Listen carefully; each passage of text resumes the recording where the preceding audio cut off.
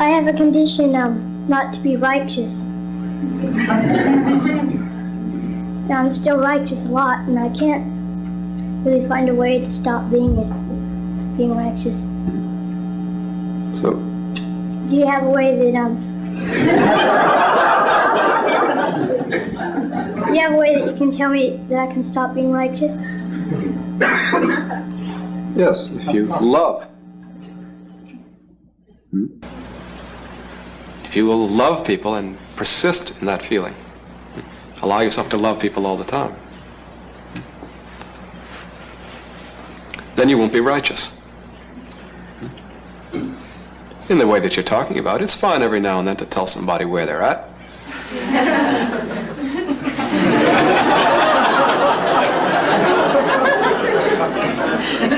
You've got to be able to know the difference, you see, between behavior in a person that is tolerable, that should be allowed to be, that's all right, and things that people do that are not right, that are negative. But if you love them, then you'll be able to know the difference between the things they do that are good and the things that they do that are not good.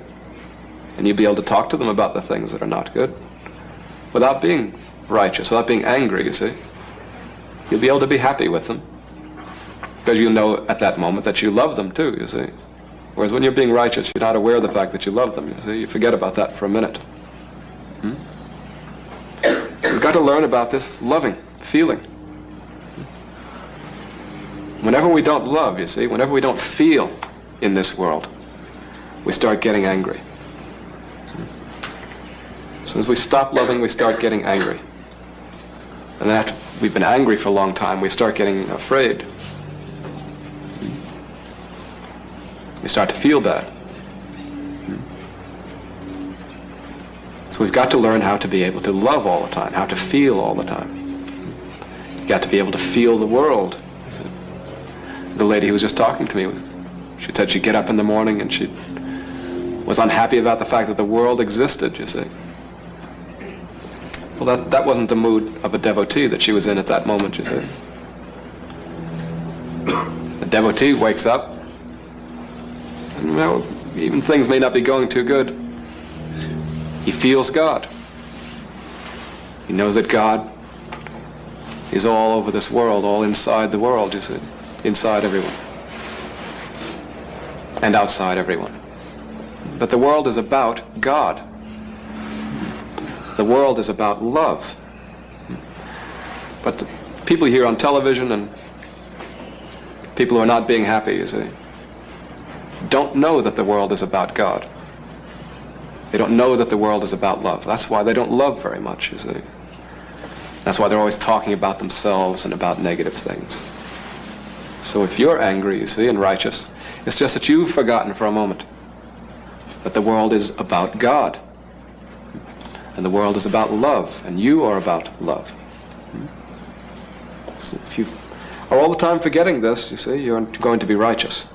And there's nothing you can do about being righteous if you forget to love, you see. If you forget that the world is about God. If you forget me, then you're not going to be able to stop being righteous. You can't stop being righteous by trying not to be righteous.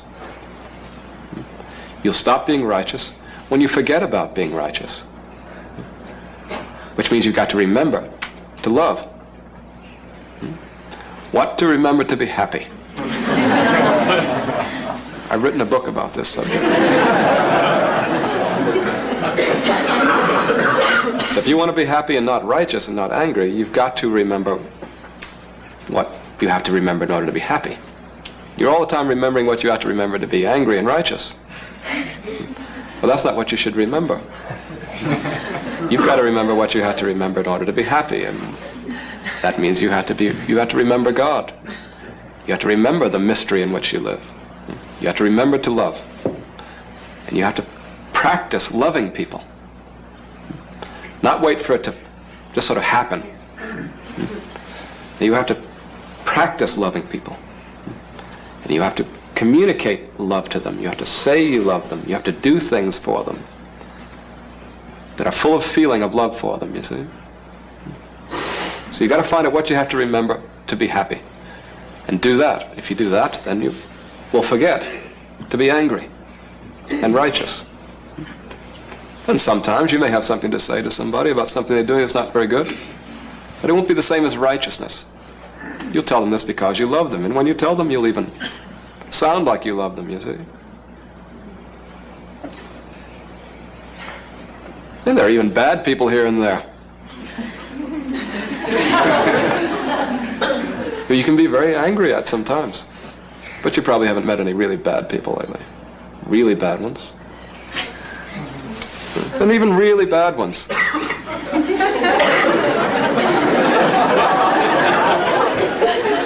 You see, are alive in the same world. They're with God just like you see. Well, they've maybe got some things to learn, but you can't teach it to them without loving them. You can't teach anybody anything without being happy with them. And you can't be happy with anybody else unless you are happy with them. Can't always wait for them to do something to make you happy, you see. You have got to make people happy. So this is what you should remember from our conversation. Good.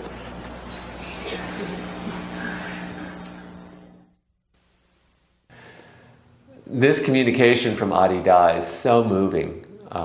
It's so direct, so simple, and yet so full of extraordinary guidance. He's saying here that as soon as we stop loving, as soon as you forget to love, you start becoming afraid, you start getting angry, and you start to feel bad. So it's like when you fall out of the domain of love, when you fall out of the domain of feeling, the two are inherently connected. The moment you fall out of the domain of feeling, you stop loving, and you start getting angry and sad and punishing. So you can't separate these two. It's actually an opportunity to remember to love. That's what Adida is speaking about here. And you can't stop being righteous, as he says, by trying not to be righteous, because you've already fallen out of the domain of feeling. And so you can't superimpose some kind of strategy that's going to now get you to stop being unloving. You just have to remember to love. It's actually extraordinarily simple. Difficult to do in practice, but extraordinarily simple in concept. And the other thing I love that Adida says here is that you can't teach anyone anything without loving them.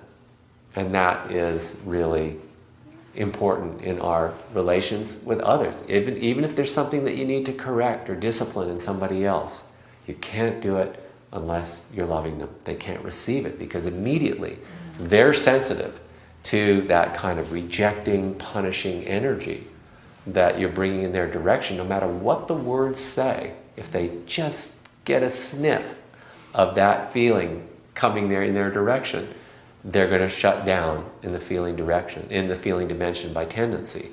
So it's really important to, like he says in the end, you can't wait for someone to make someone happy. Or you can't, he says at the end, he says you can't wait for people to make you happy. You have to do things to make them happy.